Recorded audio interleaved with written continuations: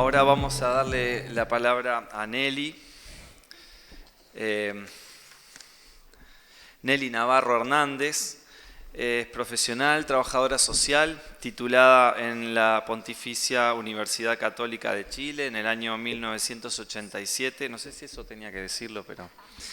es doctora en Educación, Aprendizaje Transformacional, magíster en Educación, con diplomas en Investigación Cualitativa, Interpretativa en Ciencias Sociales, Mediación, Intervención Familiar Sistémica, Fenomenológica, Transgeneracional, Certificación Internacional en Systemic Management y Constelaciones Organizacionales.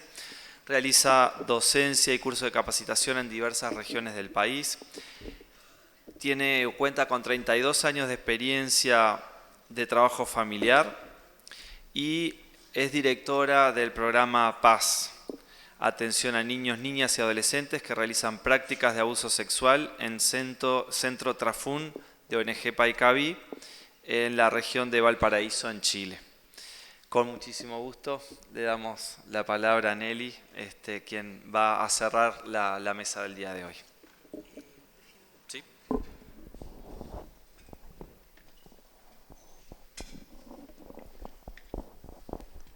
Gracias. Me queda más cómoda de pie. Bueno, es un gusto para mí estar hoy día con el pueblo uruguayo. Estuvimos el año pasado y sentimos que es un honor para nosotros que nos hayan invitado y compartir la experiencia que tenemos en Chile desde la ONG Paicaví, que trabaja hace 23 años con niños y niñas que han sido víctimas de abuso sexual infantil y hace 14 años con niños, niñas y adolescentes que realizan el abuso sexual.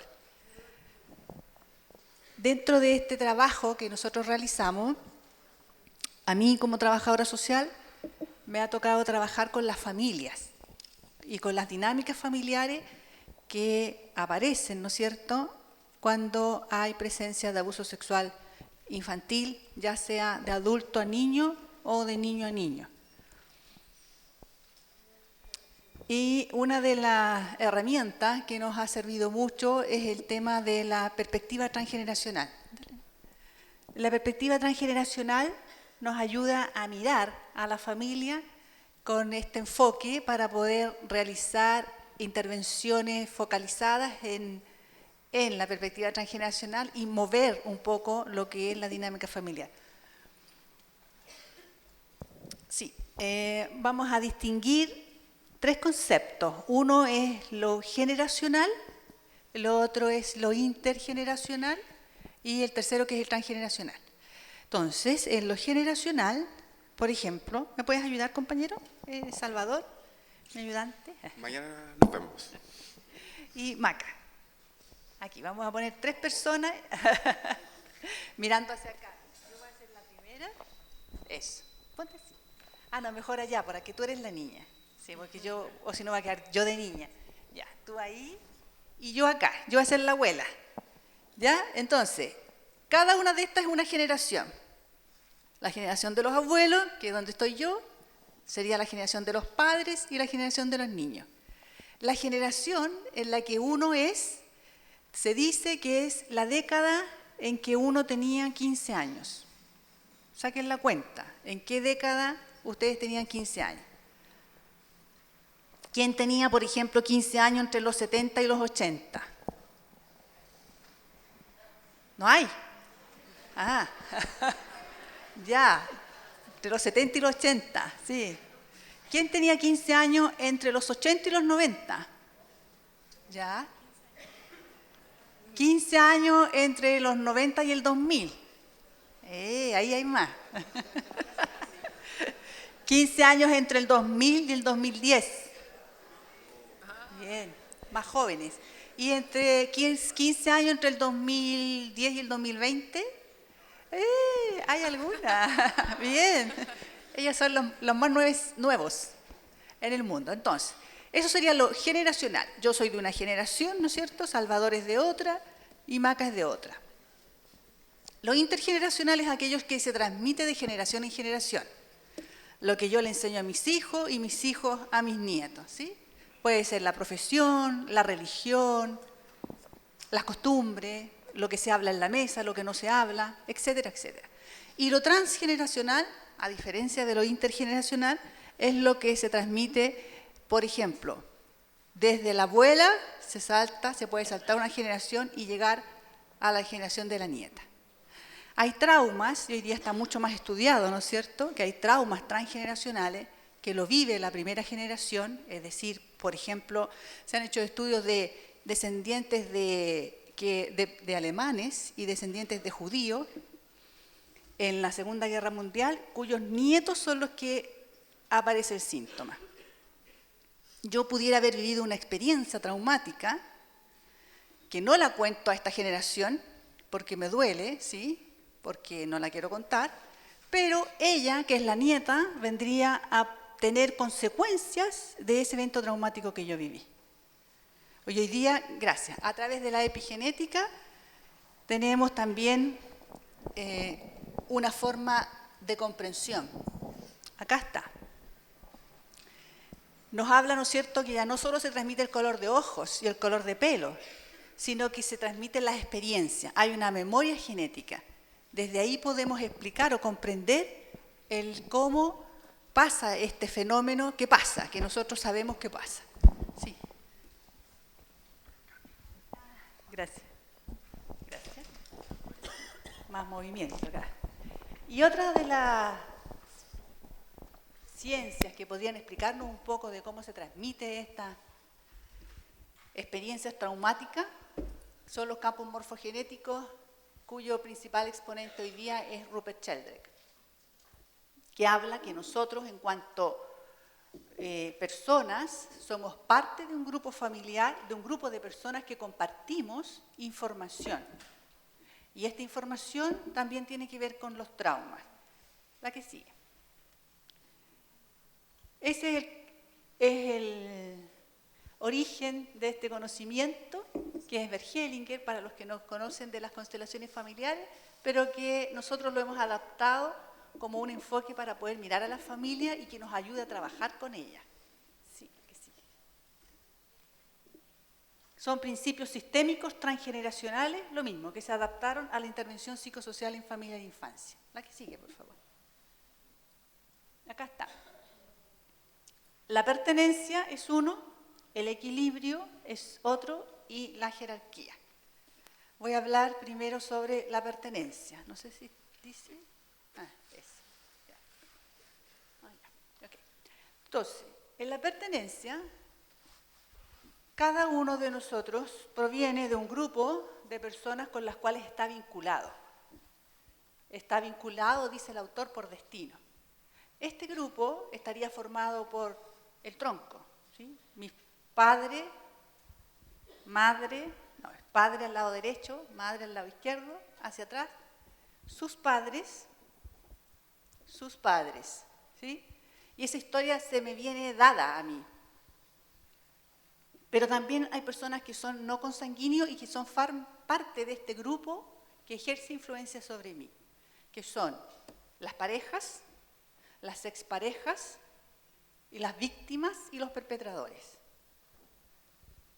¿Por qué las exparejas? Ahí necesito ayudante de nuevo, por favor. Supongamos que ellos son pareja. Y esta relación, por cualquier razón, se rompe. Retírese un poquito más allá, por favor. Y él encuentra otra pareja. ¿Quiere ser su pareja? Póngase acá al ladito de él. Acá, al lado de su pareja. Acá. Entonces, si ellos forman una nueva pareja y tuvieran una hija, como tú, por ejemplo, jovencita, venga para acá. Es solo pararse, no tenga miedo. Ya. Aquí, porque estoy chiquita. Aquí, ahí, al medio de ellos dos. Adelante. Tuvieron una hija. Esta hija tiene que ver con la consecución de la vida, ¿sí? Esta hija no hubiera sido posible que llegara al mundo si esta mujer no sale. De ahí la importancia de las exparejas. ¿Ah? Y eso no lo tenemos incorporado. Aquí la historia pasada es pasada. ¿sí? Y lo que pasó, pasó y no le importa a nadie más. Más grave aún si aquí hubiera habido un hijo. Y esta pareja es olvidada en el discurso de esta nueva pareja, es olvidada o denostada. Eso genera daño a la descendencia de ella y de ella si hubiera habido hijos. Todos los seres humanos, aquí viene el tema de la identidad también, ¿no es cierto? Tenemos derecho a nuestro padre y a nuestra madre. Si, supongamos que se volvieran a separar, ¿ya? Salió difícil, ¿sí? Es un patrón. Si él le hablara mal a su hija de su madre, ¿sí? Ella se siente atrapada como hija porque no podría tomar todo lo de la madre, ¿sí? Porque si no, le es desleal al padre. Por lo tanto, lo mismo sería en el caso que si ella, como mamá, enojada porque se separaron con el padre, le habla mal del padre a esta hija no se siente en la libertad de tomar de su padre, porque si no sería una deslealtad con la madre. Por lo tanto, no toma. Entonces, eso pasa, ¿o no? Es muy común. En la identidad, ella como niña, y cada uno de nosotros en nuestra propia historia, necesita que ni el padre hable mal de la madre, ni la madre hable mal del padre, para que ella pueda tomar a los dos. ¿Sí? Muchas gracias. Eso en el tema de la identidad y el derecho a la identidad. Y nosotros eso sí lo podemos trabajar. Sí podemos sensibilizar a una madre que habla mal del padre delante del hijo o de la hija, ¿sí? Sí podemos sensibilizar y explicar a un padre que habla mal de la madre. Entonces, este conocimiento permite herramientas que son fáciles, pero que son súper potentes. Porque todo niño y niña, y como le digo, nosotros como adultos seguramente también en nuestras propias historias, podemos estar entrampados en alguna lealtad, o con el padre o con la madre, y si vamos con uno nos sentimos que traicionamos al otro. Lo que no quiere decir que uno esté... ahí es donde viene el otro tema, ¿no es cierto? La separación de los conflictos de los adultos son de los adultos y los niños no se mezclan en los conflictos de los adultos. Situación que tampoco pasa. Y los niños por lealtad a los padres, madre o padre, empiezan a protegerlos, los cuidan. Entonces, por ejemplo, una niña que es víctima de abuso sexual no devela. Y uno, como externo, dice, ¿pero por qué no dice? Porque arriesga la identidad, arriesga la lealtad, arriesga la pertenencia. Y ser excluido de la familia es lo peor que le puede pasar a alguien, en términos emocionales. Entonces los niños son 100% leales a sus padres, sean estos como sean.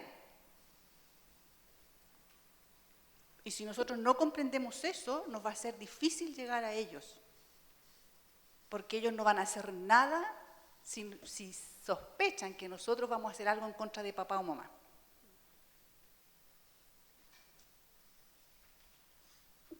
En la pertenencia,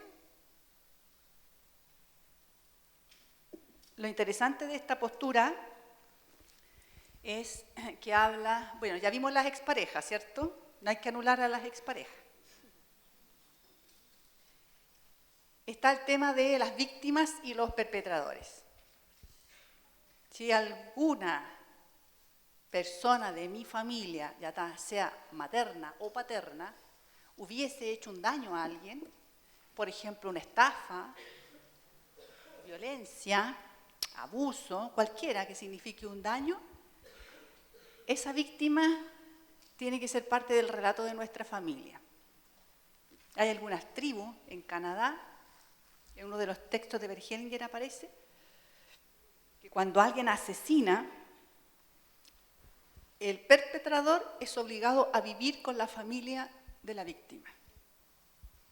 Y Bergelinger hace un trabajo bien interesante en las cárceles, colocando en la cárcel, en la celda, digamos, a quienes han asesinado a las víctimas, a las fotos de las víctimas. Y al revés, si alguien de mi familia hubiese sido perpetrador, no, pues ese fue el primero, víctima, claro, el agresor también es parte del relato, de la historia familiar. ¿Por qué lo señalo? Lo señalo porque nosotros trabajamos en Paicaví con víctimas y perpetradores. Y lo que se tiende, obviamente, ¿no es cierto?, es a la exclusión del agresor. Y qué complejo cuando es el padre biológico. Porque los niños a veces prefieren vivir con el padre a no vivir con el padre. Y para uno eso es difícil de comprender. Entonces, en víctimas y perpetradores, cuando son adultos, o estamos trabajando ya con personas que son adultas y que lo vivieron en la infancia, esta experiencia de víctima, la tarea de uno es que esta víctima se empodere para que esta víctima sea la que haga los actos de reparación para ella. Cuando eso no sucede, la persona puede quedar fija en el lugar de víctima como una niña pequeña, aunque tenga 30 o 40 años, porque queda en la edad del trauma. Hay un material bien interesante que nosotros mañana, en un caso, vamos a mostrar que son los anclajes que nos permiten abordar estos principios de manera más lúdica. Ahora sí la otra. El otro principio es el equilibrio o la compensación. En el equilibrio se habla que en este grupo al cual nosotros pertenecemos, que es el que yo nombré, pueden ser hasta 3 o 4 generaciones atrás. Entre los adultos o los pares tiene que haber cierto equilibrio entre el dar y el tomar. Porque cuando alguien da más que otro, la relación se desequilibra, obvio. Entonces esto está pensado, por ejemplo, en las relaciones horizontales, es decir, relación de pareja o relaciones de hermanos o relación de compañeros de trabajo, porque estos mismos principios se aplican también a los grupos laborales. Cuando en una pareja uno de los dos da más que el otro, la relación se desequilibra, ¿sí? Entonces, el que da más se empieza a enojar, porque nunca recibe de vuelta. Y el que recibe y solo recibe va perdiendo dignidad. Y a la larga, aquel que va perdiendo dignidad, después se va. Es conocido el ejemplo en que, por ejemplo, la mujer le paga los estudios universitarios al hombre, el hombre se recibe y después se va de la relación con una más jovencita, obvio, ¿cierto? Y la mujer dice, pero si yo le di todo, o tanto que le doy y no me da. Ahí hay un desequilibrio importante. El autor habla que uno da y toma, no espera, porque esperar es una conducta que es pasiva. En la relación uno tiene que ser activo, estamos hablando de iguales, no estamos hablando de niños. Entonces yo voy y pido, doy y tomo. Yo necesito esto. No es yo doy y digo, bueno, ahora tendrá que adivinar, ¿no es cierto? ¿Cómo no va a adivinar si yo todo lo que hice esto? Ahora espero que al menos me sirva una taza de té. Y ahí puedo esperar tranquilamente. Y no llega la taza de té. Entonces yo me empiezo a enojar. Y la relación se empieza a desestabilizar. De adulta, si yo soy adulta, yo pido, yo necesito de ti tal cosa. Vamos a pasar al tercer principio, el de la jerarquía. El de la jerarquía tiene que ver con el orden de llegada a este grupo. Como veíamos en las generaciones, ¿cierto? El abuelo llega primero, después los padres, después los niños. Ahí hay un orden que es natural, que no tiene que ver con la jerarquía que nosotros entendemos de dominio, ¿sí? Sino que tiene que ver solamente con la secuencia. Primero es la semilla, después el tronco, después son los frutos. Con eso, a eso se refiere con jerarquía, es a la secuencia de cómo llegan. Esto se altera cuando alguien que llegó después, es decir, un hijo o una hija, toma el lugar de papá o mamá. Entonces pasa que un hijo cuida a los padres o a la madre, pero como que fuera su mamá, y se altera el orden, los roles. Eso también lo hemos visto bastante, ¿cierto? Es la parentalización, cuando un hijo se hace cargo de los padres como si fuera su papá o su mamá. Eso altera la jerarquía de la familia. En el anterior, que era el equilibrio, altera el dar más. Y en el primero, altera la exclusión. Todos nosotros tenemos los tres principios alterados. Así que no se preocupen en buscar cuál de ustedes, yo les doy firmado que todos los tenemos, los tres alterados, porque estamos hablando de 3 o 4 generaciones atrás. Imposible que no se hayan dado. La diferencia es que algunas alteraciones son más graves que otras. ¿Sí? Hay algunos órdenes que producen en el desorden más daño que otros. Por ejemplo, cuando hay abuso sexual, o sea, eso es más grave a que yo pueda cuidar a mi mamá a veces como que fuera su mamá y retarla porque no se toma los remedios. Entonces, hay alteraciones que traen más consecuencias que otras, pero todos los tenemos alterados. ¿Alguien que sigue?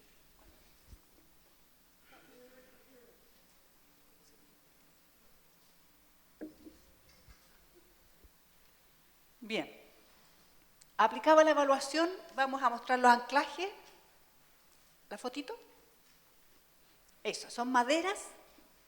El año pasado ya las había mostrado, pero parece que no todos la vieron.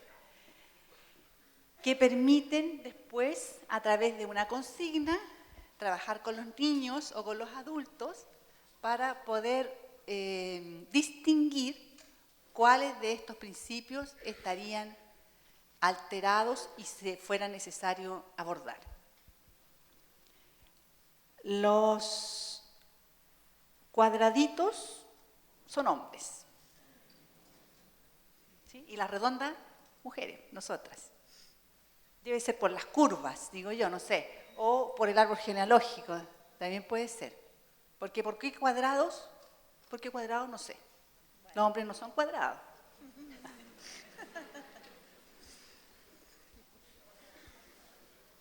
Tenemos 3 tamaños: pequeño, mediano y grande.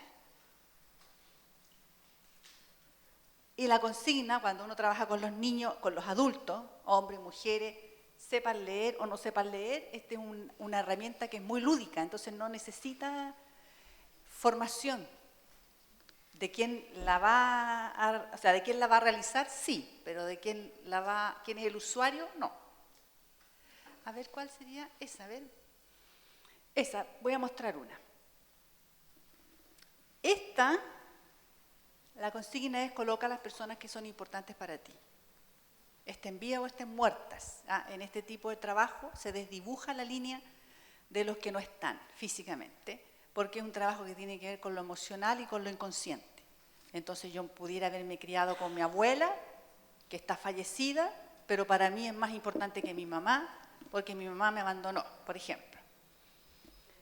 Entonces, estén vivos o estén muertos, coloca a las personas que son importantes para ti. Esta la realiza un adolescente que tiene 16 años y que no sabe que es hijo adoptado. Realizó una práctica de abuso sexual contra una de las chicas que está acá, que vendría siendo como prima en la familia.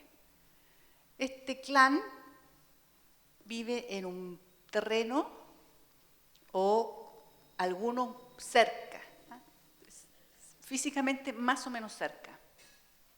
Sus padres adoptivos son ellos, mamá, papá. Él mira hacia allá, los ojitos están puestos hacia allá y todos lo están mirando a él. Él no sabe que es adoptado. Eso es lo más increíble. Claramente, él no se siente parte de este grupo, ¿cierto? Porque uno ve la imagen y sin saber leer y escribir, uno dice, él no se siente parte de este grupo. Porque había un secreto. Él debe haber sentido, yo creo, inconscientemente, que muchos sabían algo que él no sabía, pero que lo hacía sentirse distinto. Estaba el tema de los tamaños, que también es importante. En este caso, él se pone de tamaño mediano, lo cual es esperable y es bueno para él, y los padres los pone del tamaño más grande, es decir, los ve como adultos y él se ve como niño. Porque hay algunos, que a lo mejor alcanzamos a ver o no, donde los padres los colocan chiquititos y ellos se colocan del tamaño más grande. Entonces aquí el tema de los tamaños de la jerarquía a mí no me preocupaba, pero sí me preocupaba este tema, ¿sí? Que yo ya había trabajado con la mamá el tema del secreto. Pero ahí refuerzo con la madre el tema de revelar el secreto. Sobre todo, imagínate, tiene 16 años, claro, adolescente, o sea, está en busca de la identidad, estamos hablando del árbol, ¿sí? Que necesita ser reconocido, reconocer a su padre y a su madre, etcétera, etcétera. Y la convenzo que le cuente, porque además ella tenía mucho miedo, me dijo, me va a odiar. O sea, imagínate, contarle a los 16 años. Pero mi invitación fue, bueno, es mejor que le digas ahora, que está con apoyo psicológico y social, a que le digas después y te queda la escoba. Como son de escasos recursos, no hubieran tenido dinero para después pagar una terapia. Entonces la presioné un poquito para que le contara. Y le cuenta, le dice la verdad, y después de 2 meses el adolescente llega a ver al proyecto donde nosotros trabajamos, y yo le pregunto, ¿tienes alguna novedad? No, me dice, no tengo nada. Como que todo está bien, no ha pasado nada. Y le acaban de contar. Ella me llamó por teléfono, la mamá me dijo, va para allá, me dijo, y yo ya le conté. Bueno, como buen adolescente no me dijo nada. Pero yo ya sabía, entonces le dije, hagamos el ejercicio que hicimos hace como 3 meses atrás, que él ya no se acordaba. A todo esto yo le saco fotos, porque después ni yo me acuerdo lo que pusieran. Le tengo que sacar fotos y anotar quiénes son los personajes, etc. Y hace esta imagen.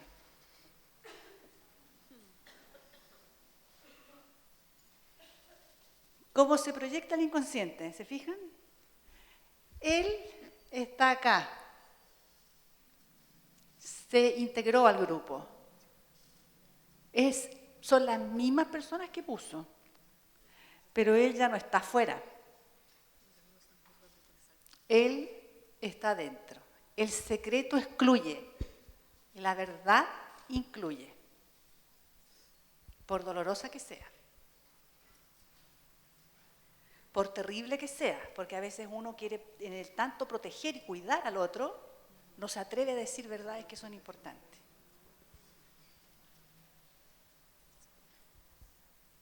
Pero tenemos que estar preparados, porque la verdad siempre es mejor. Al menos permite hacer procesos, pero si uno no sabe lo que es, estás como flotando, nadando como a la deriva. La verdad nos hace más fuertes. Y a los niños a veces nosotros, bueno, en nuestro país, por lo menos yo puedo hablar de eso, hay verdades que no les hemos dicho a los niños. Los niños tienen carpetas de su vida, ¿no es cierto?, que desconocen la historia de su mamá, de su papá, los niños que están en residencia, que están en hogares. No los decimos por miedo. Una madre que se suicida. No lo decimos por miedo, pero hoy día el adolescente ha tenido 3 intentos de suicidio, sin saber. que su mamá intentó suicidarse, o sea, se suicidó, se quitó la vida. Y hoy día todos los sistemas están desesperados porque este joven ha intentado 3 veces quitarse la vida. Lo sacaron de la residencia, lo tienen en un hospital de salud mental, internado. Entonces nosotros ocultando la verdad a los niños no les hacemos ningún favor.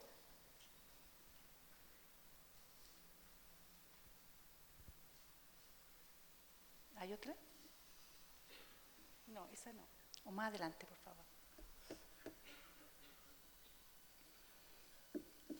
Esa.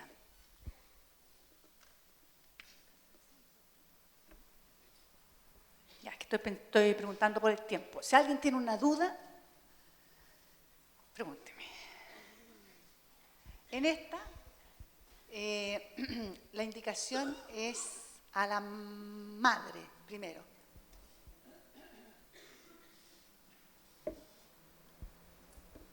Este es el hijo, debería estar con una O, y la hija.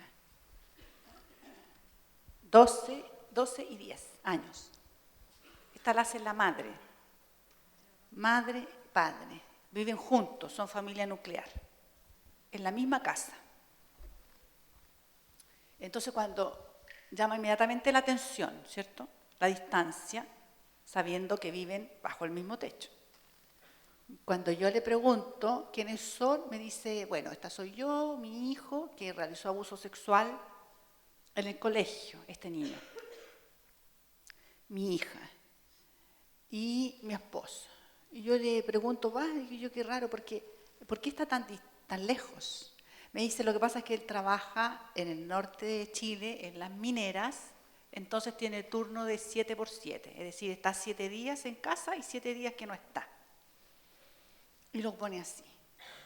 Y después cuando yo le pido hacer el trabajo con el niño, que estos están separados, o sea, la mamá no ve el trabajo del niño y el niño no ve el trabajo de la madre. Es individual. Muestra, por favor. Allí, miren la imagen.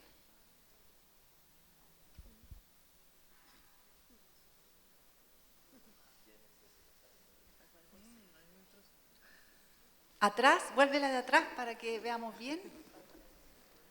Ahora.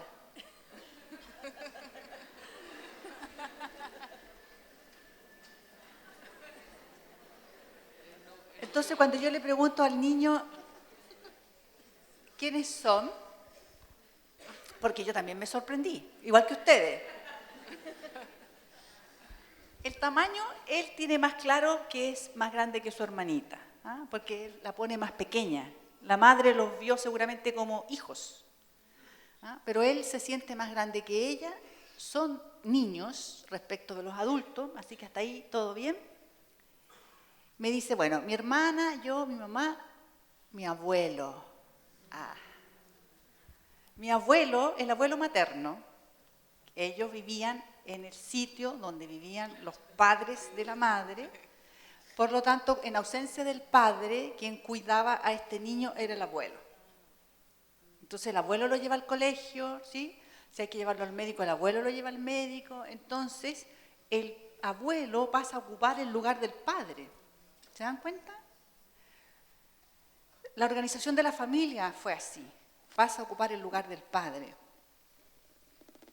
Y cuando llega este padre, después de 7 días que no estuvo, no tiene ningún poder. Y este abuelo no cuida como padre, cuida como abuelo. Por lo tanto, aquí hay ausencia de padre. Hay ausencia de límites, hay ausencia de normas, y hay un adolescente, bueno, que, entre otras cosas más, ¿no es cierto?, realiza prácticas de abuso sexual. Por lo tanto, ahí la invitación y el trabajo con la madre era a recuperar el lugar del padre para el padre, que no es necesario que el padre renuncie al trabajo, ni mucho menos. Pero sí que ella, así como el discurso, ¿se acuerdan? La madre trae al padre simbólicamente. Entonces, que ella llame al papá, hoy día están los medios para hacerlo, y le informe sobre el hijo, y le pregunte, si el hijo tiene algún trabajo que hacer, que le pregunte delante del hijo, que le pida permiso cuando quiere salir al padre, que le pregunte opinión al padre, que lo traiga. No lo trae físicamente, pero lo trae para ese niño. Y el abuelo lo cuidará como abuelo. Y si lo tiene que castigar ahí por teléfono, no sé, por alguna sanción, ¿no es cierto? No sé, cualquier sanción que el padre con la madre decidan en conjunto, que no sea vulneradora, obviamente, pero en el fondo es traer la presencia del padre, porque ese niño necesita a los dos.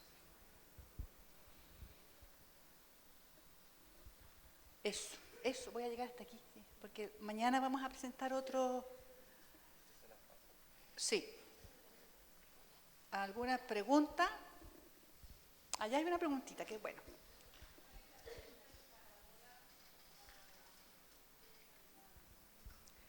La consigna coloca a las personas que son significativas para ti. Al principio yo partía con coloca a tu familia, ¿sí? Pero cuando trabajaba con niños que estaban en residencia, no colocaban a la familia. Colocaban a sus compañeras de residencia, a la vecina que la cuidaba, y ahí me di cuenta que en realidad no era la familia, porque no estamos trabajando solo con la familia. Entonces son las personas que son significativas para ti, sean buenas o malas, y estén vivas o estén muertas, vivan o no vivan contigo. Esa es la consigna. Y ahí aparecen cosas increíbles, o sea, así como aparecen estos dos ejemplos que yo le conté. Mañana cuando hablemos sobre paz, prácticas de abusos sexuales, vamos a dar otros ejemplos. En una sola imagen aparece mucho dato, mucha información de la dinámica familiar y que nos permite después trabajar sobre ella. Gracias por la pregunta. Queda un tiempecito para otra pregunta más, si es que alguien quiere, u opiniones.